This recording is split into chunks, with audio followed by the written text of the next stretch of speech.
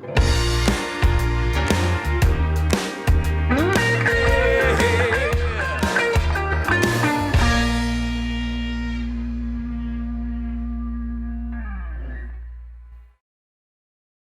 let's talk about where defects related to the firing. So now we've talked about kiln design, and and problems with firing that may or may not cause a defect. Now we're talking about actual defects, things that can result from the firing. And as you'll see as we go along, some of these, this is what's great about pottery. There are so many ways for things to go wrong, and there's a case where there are some of these defects are partially due to the materials, partially due to the way you made it, partially due to the way you fire it, and partially due to the kiln design. So in some cases there are overlapping causes, which in certain instances makes it really hard to diagnose the source of the problem, because there might be so many contributing factors. But first one I want to talk about is random curve. I'll pass this around. You may have seen this example before. This is a great example of dunting. And this is random cracks all over a pot. That's porcelain. And there are several. This isn't a good example of, this only happens during the firing. This is a firing-related defect, but it's not only due to the firing. One of the main causes of dunting like this is cristobalite, is the presence of large amounts of cristobalite in the clay. And as you may or may not, cristobalite is a form of silica that forms at high temperature, okay? So clay doesn't contain cristobalite, but if it contains a lot of silica, when you heat it at high temperatures for a long period of time, it makes a lot of cristobalite. And then when the pot cools down, the cristobalite causes it to crack. Okay? So, yeah. You're doing an electric killing program, and can you do a whole slow cooling or a whole during that transition phase temperature? It's just normally, yeah, to be honest, like, do you have a fire like cone 10? I have. Okay, because this can happen with cone 10 on electric, and so what you would want to do is you wouldn't want to, it's partially related to the clay. Okay, this is a good example. Some clays, if they contain a lot of fine silica, and you fire it for a long time at high temperature like cone 10, you're going to make cristobalite, and there's nothing you can do about it. But the only way around that is cool it down slowly. And so, yeah, if you can control the cooling, if you have a clay body and you're firing, tends to produce a lot of cristobalite, all you can do is slow the cooling down, and it still may not be enough, but that's all you can do if you can control the cooling, okay? But it comes about because you see this a lot, especially this effect in wood firings where people do these week-long firings. If you're firing at high temperatures, cone 10, and for a long period of time, you're making cristobalite. You're converting the silica, the quartz that's in there, to cristobalite, and you're just sitting there making cristobalite. So it can be partially related to the clay. If the clay has a lot of fine silica, that's a contributing factor. But related to the firing, it's extended firing at high temperatures that contributes to it. Okay? Warping. Warping basically is that when I talk about warping due to firing, it's non-uniform heating. This is a case where, for instance, I've seen this in gas kilns and wood kilns, especially gas kilns. If you have a pot hanging over the shelf on the outside where the flame is apt to hit one particular part of a pot, that part can start to shrink and move during the firing before another part does, and it'll never recover. If one part of the pot starts to shrink and bend before or move before another one, yeah, the second part may later on catch up in terms of temperature, but it can never completely go back to the perfect round shape. So ideally, just like with everything in ceramics, you want all the parts of a piece to dry at the same rate. You want all the parts of the piece ideally to be fired or heat up at the same rate, because roughly half of the shrinkage that occurs with clay occurs during the firing. So you don't want part of the pot shrinking before another part of the pot. It can lead to cracking. If not cracking, it can at least lead to warping. So it's non-uniform heating. Slumping is kind of related to that. It's basically overfiring. As you're probably aware, when clay gets heated up to a certain temperature, depending on the clay, there's actually some beginning of melting that's occurring in the clay body. and the clay becomes what's called pyroplastic. It actually becomes soft because of the heat. Well, if you keep heating it up, then the clay can actually slump. You can melt any kind of clay if you heat it hot enough. And so, like I see this a lot in porcelains in particular. Cone 10 porcelains, if they're overfired, they're in the improper place in the kiln, or they're too close to the bag wall or something, they actually start to slump. They may not totally melt, but they sort of droop, or they slump, or they sag a little bit. And that's just basically overfiring. The clay has gotten soft when it's gotten fired. Bloating is another issue that's partially related to the firing, not completely, but it can be due to inadequate bisque. It can be due to the fact that bloating, I'll pass this around, this is a good example of bloating. Basically, you end up with bubbles in the clay. What's happening is the clay is getting soft, and gas is being produced inside the clay, and the clay is actually rising up the same way dough rises. When dough rises and the carbon dioxide gas comes off and makes the dough puff up, it's exactly the same mechanism that's happening with the clay. The clay is getting soft, something in the clay is producing gas, and it actually puffs up the clay, and you get these blisters, these bulges on the outside of the clay. And if you break them in half, you can see that it actually does almost look like dough, where you've got these like hollow spots where the gas has expanded it. So this can be due to inadequate bisque. If I haven't burned off all the impurities, especially sulfur, during the bisque, then when I heat it up to high temperatures, that sulfur gas comes off and produces the bloating. It can also be produced by extra heavy early reduction. If I'm doing a reduction firing with gas or wood, and I go into really heavy reduction early, some of that carbon can actually get trapped in the clay, and then it burns off later and produces gas. This was an electric kiln fire, and this is a particularly dirty clay. Yeah. And this was electric fired. Also, you notice it's pretty thick. So it wasn't adequately bisqued. And this clay is known to bloat anyway because it has a lot of sulfur in it. And so when it got up to about cone 6 or a little above cone 6, the gas was coming off. The clay was starting to get a little soft. And so you get these bubbles that were actually produced in the clay wall. So you're saying a clay like that you would slow bisque Or extended, that would go back to let the gases to try to clean it up. And in some cases, you may not be able to clean it up in a reasonable period of time. If there are large particles of whatever the impurity is in this clay, you might have to bisque it for 24 hours. And at some point, you say, how long do I have to bisque it to clean it up? And you might say, it's just not worth it. So it's possible that from a practical point of view, you might not be able to bisque it long enough or thoroughly enough to make it work, just depending if the clay body is really dirty and you say, I'm not going to bisque it for 24 hours. I'm done, And so you theoretically you could, if you were willing to fire it long enough, you could clean it up. But from a practical point of view, you can't. Yeah, you can't.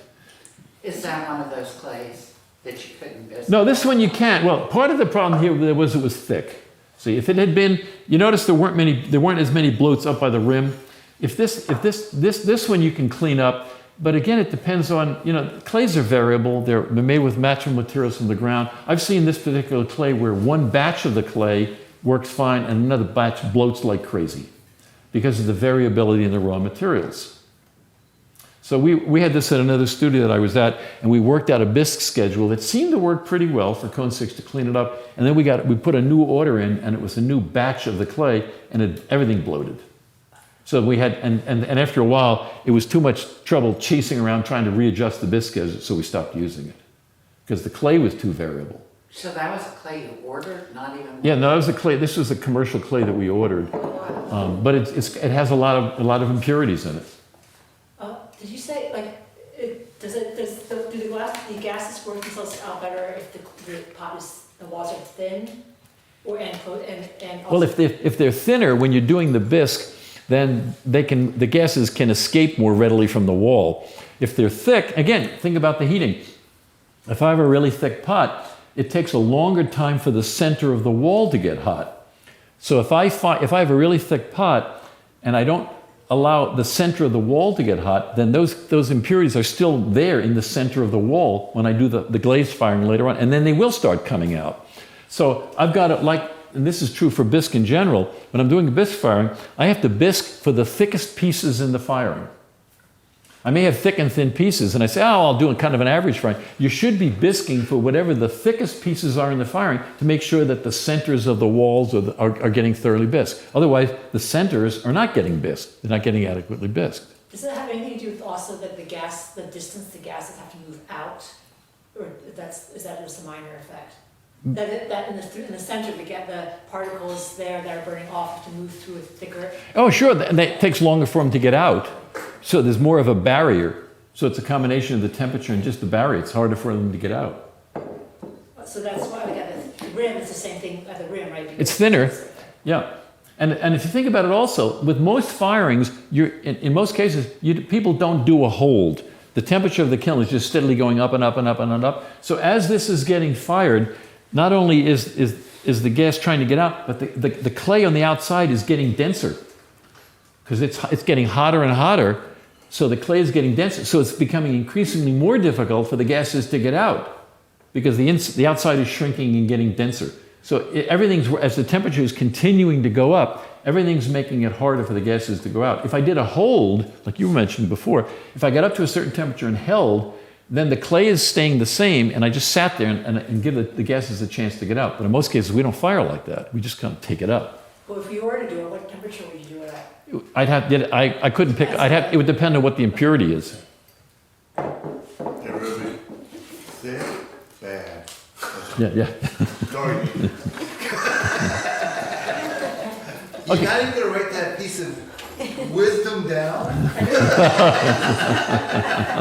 You wrote everything Phil said. Okay, another firing-related defect is black coring. I don't know if you've ever seen this, black coring, and this is a good example of it.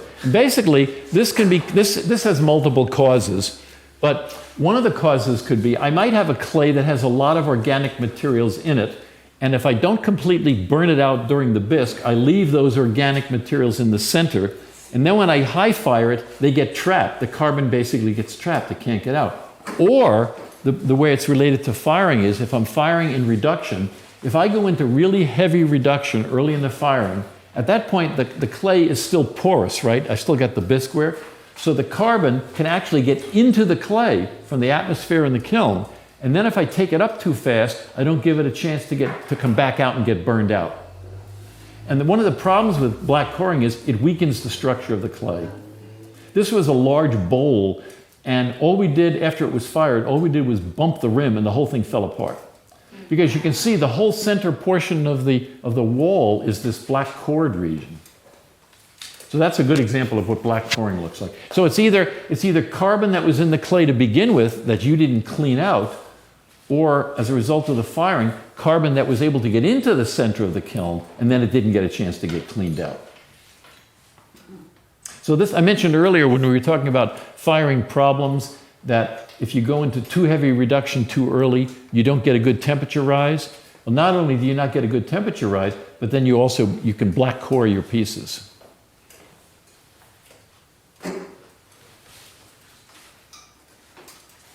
Another, I have glaze running here, overheating or rapid heating, and I touched on this earlier, is that this is the case where if I fire, and this is mostly in electric kilns, if I fire the kiln too quickly, basically, then the final temperature that I arrive at is actually higher than it would be if I fired more slowly. It's a weird effect. So, and I've seen this, I've had a number of cases where teachers have come to me, and they, teachers like at a grade school or middle school, they're under a lot of pressure to get the pots through.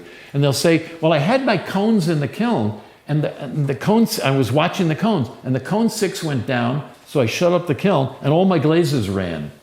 And so the first question I asked is, well, what firing schedule did you use? And they said, oh, it was a fast firing. Well, that's the reason.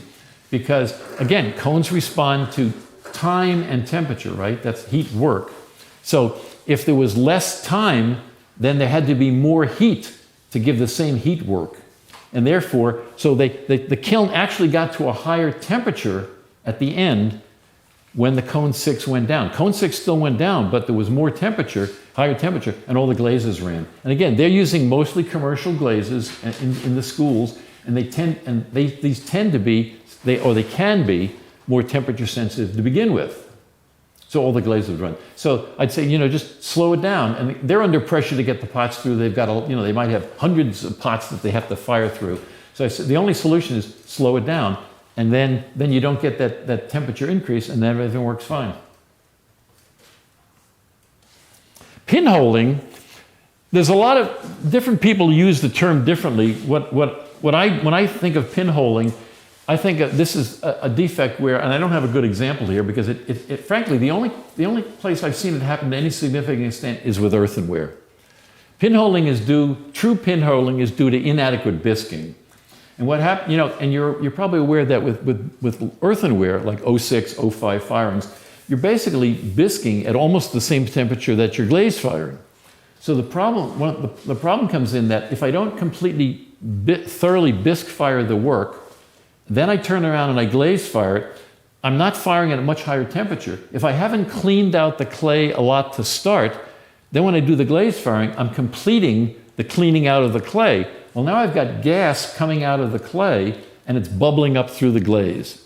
And so pinholing, typical pinholes in a glaze look like literally like you stuck a straight pin into the soft glaze. There'll be a tiny little hole and you'll see sort of a rounded top to the hole. And it literally looks like you had icing on a cake and you stuck it with a pin.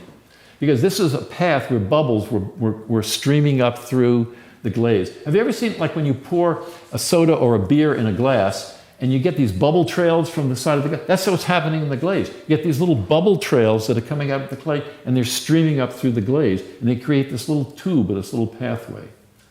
In some cases, I've seen this on maiolica where the path isn't like this. And if you're all familiar with maiolica, it's light colored or colored pigments or colored designs painted over a white background glaze.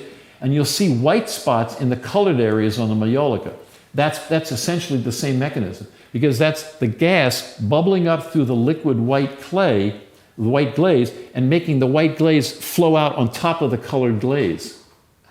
So you'll see, if you see maiolica work that has little white spots on top of the color, that's the same effect. They didn't actually leave holes, but the white glaze was coming up through the color and then flowing out on the surface and making little white dots. And it's the same thing, it's under bisking. So this is one of the reasons why if you do use, and I don't know too many people that make their own low fire glazes. Most people that I know that are firing low fire, they buy commercial glazes. But this is one of the reasons why it's very common. They recommend you bisque at 04 and you glaze fire at 06. So you bisque fire at a higher temperature than you're going to glaze fire. That there's a better chance of guaranteeing that you've cleaned out the clay.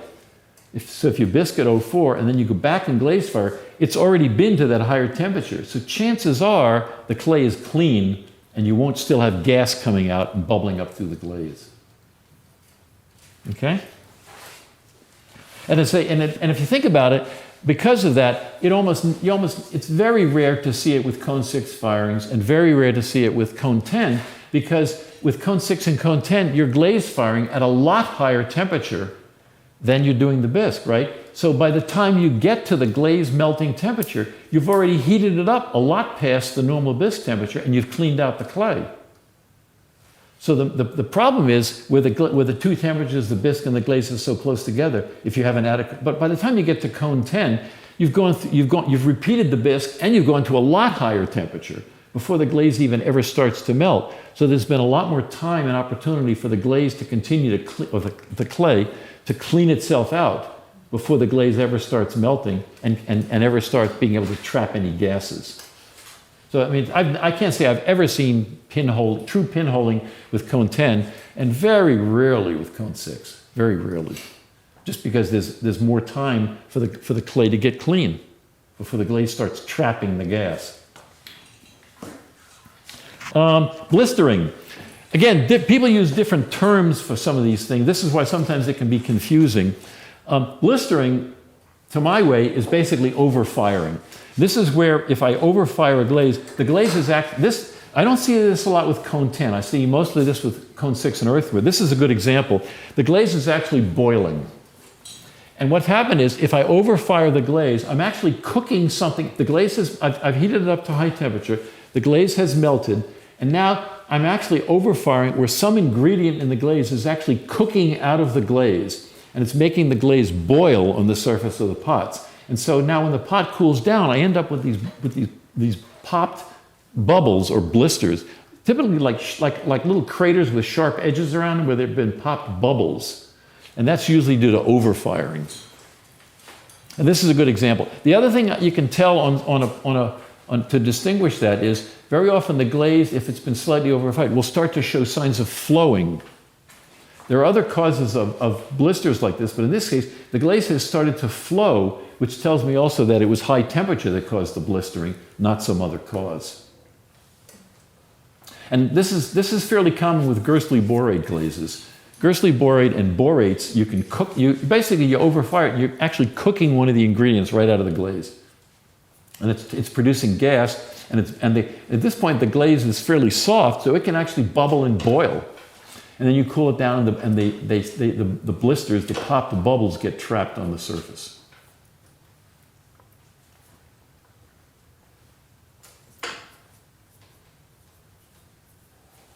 And you can see on that, see sort of the flow lines in that one, you can see where it flowed. So that's a good indication that it wasn't something else that caused the blistering, it was overfiring, because you can tell the glaze was pretty fluid.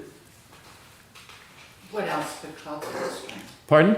What else could cause blistering? Well, in some case, with some glazes, when you're heating up the glaze and things are melting, gases might come off and and it might produce some bubbles. But in that case, and then if they stay there, that's underfiring. But usually they're not as, from what I've seen, they're not as sharp as this. The combination of the fact that you can see where it flowed, and the fact that tells me that it was hot, that it wasn't over. It's shiny, so the glaze is apparently mature, and it flowed, which tells me that maybe it got a little too hot, and the blisters to me says that this is overfiring. If a glaze is underfired, even if it's a gloss glaze, typically it's matte.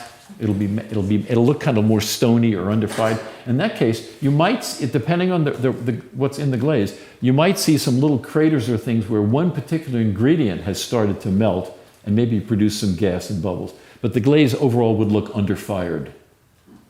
But in this case, all the other features tell me that it was overfired. The flowing and the fact that it's glossy. So it was mature, too mature. And it's thick. And it's thick, yeah.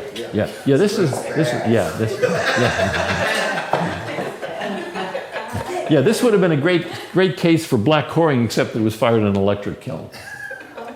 Why did that black piece that had its face to the fire? This one? Oh, I'm sorry. Which? This one here? Yeah, why didn't that one blister? Why did that just bubble? It's thin. Okay. It's really thin-walled. Really thin. Good. Thin good. Yeah, I'll pass this. This one I didn't pass this around. This is another example of bloating, but I didn't break it in half. But this is, and also the nice thing about it also has some nice crawling on the bottom. But there's some blistering that occurred, or that bloating that occurred, and it didn't break through. It just the clay bloated. And if you look at the bottom of that, you see it's a mixture of two clays. The dark clay. This was like swirled together and thrown. The dark clay bloated. So if you have blistering or underfired, like gas, whatever, boiling off, could you put it back into either hold it? Well, okay, so first if it was blistering, if it was overfired, could you put it back in the kiln and then just fire it up to just a little bit below to kind of let the gases kind of just finish off and move through the liquid and then just settle? You might be able to, if you knew what temperature to take it to, so that you weren't, you might be able to, and just let the blisters sort of melt out, or just hold it. Yeah. Just take it to a little lower temperature and hold it, and maybe then if it could flow out. Yeah. One of the problems though is, depending on how long it's been blistering the composition of the glaze has changed. Yeah. So it may not, in this case, that might have worked, Ruby. That might have worked in this case because it's still pretty fluid. But yeah, it's possible that you could just hold it and let them flow out and at a little lower temperature, if you could figure out what temperature that was. So that was, anyway, so this is the two clays, and that happens to be this same clay blended with another one. And so the clay, even in that case, it bloated. Yeah, bloated, crawled, and has been all. Yeah, isn't that a nice pot? Yeah, one of my favorites, yeah. And it's not mine. Okay, another defect related to firing was cratering. And this is what I was just talking about. That's basically underfired. You can still end up with like these craters that look like popped bubbles, but generally, and there might be one ingredient in the glaze that has melt, because as you heat up a glaze, there are multiple ingredients in the glaze. Not everything melts at the same temperature. So it's very common for one ingredient or part of the glaze to start to melt, and then as the heating continues, then more of it melts and more of it melts, and finally the whole glaze melts. Another defect is, and this is related to, as I say, a rough surface, and it's related, is that's underfired. Typically, if you see a glaze that it's supposed to be a gloss glaze, or even it's supposed to be satin, and it looks kind of granular and it looks sort of rough, typically that's underfired. It hasn't had a chance to completely melt.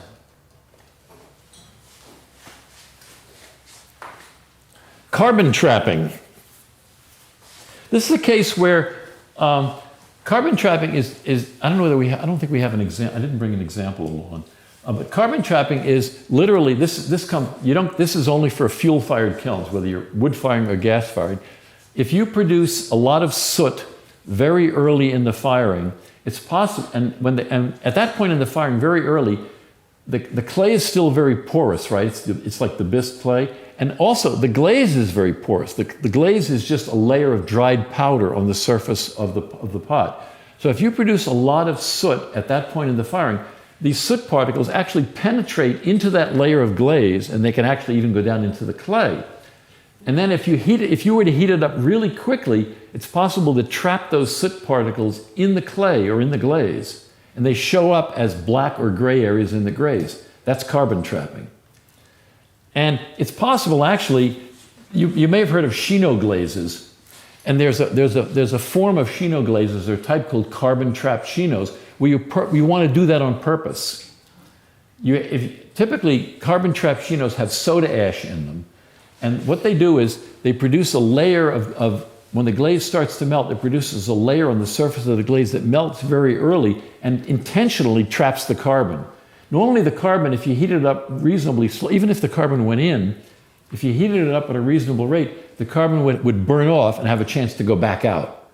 But if you heat it up quickly, and if the surface of the glaze melts, it traps it, and it can't be removed. So there are cases where you intentionally want to produce a lot of soot early, and that's about the only one is for carbon trapped Shinos. But you can carbon trap in almost any glaze if you go into really heavy reduction and then you heat it up really quickly. I've seen carbon trapped celadons, for example, and they're really ugly because it's just this gray, black, trapped in what would otherwise maybe be a nice clear green. Now you've got these sort of semi-opaque gray patchy areas. So other than when you're trying to do it intentionally, it's heavy reduction too early and too long, and then a very rapid heat up where you didn't give it a chance for the carbon to be removed, to come back out. Does it manifest itself differently in the clay? Like if you broke it open, like Yeah, then you could get this. yeah, I mean from if it came in the clay to begin with. Like I'm thinking if it came in the clay, it would be like more towards the center, and then if it carbon trapped, it would like be more like towards the outside. Not necessarily, because when you heat it back up, you still depending on the thickness of the wall, Yeah. you still might, let's say even if some carbon trapping, you still might give a chance for some of the carbon to burn back off. So the last carbon, the carbon in the center is going to be the last to go, whether it was there from originally or whether it was there because you put it in there. It's going to be the last to burn out. Bleached areas.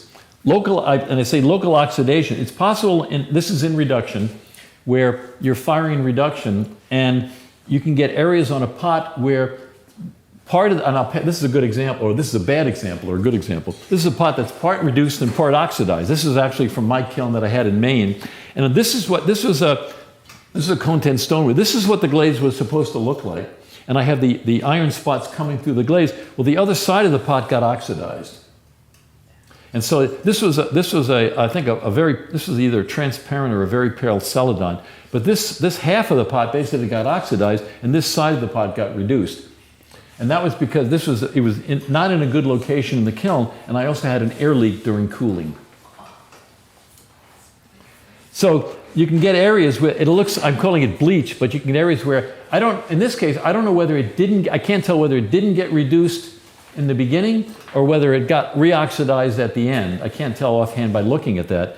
But basically the kiln wasn't sealed properly, so I don't know in this case. It could be either one. Either I didn't get good reduction early on that side of the pot, or it was a leak, or both. But that's an example. It's big enough where you can see both effects on one pot. Very often, if it's a smaller pot, the whole pot will just be poorly reduced.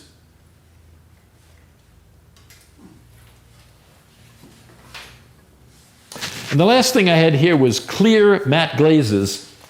Is that a true matte glaze is matte, if it's properly formulated, is matte because crystals have formed in it during cooling.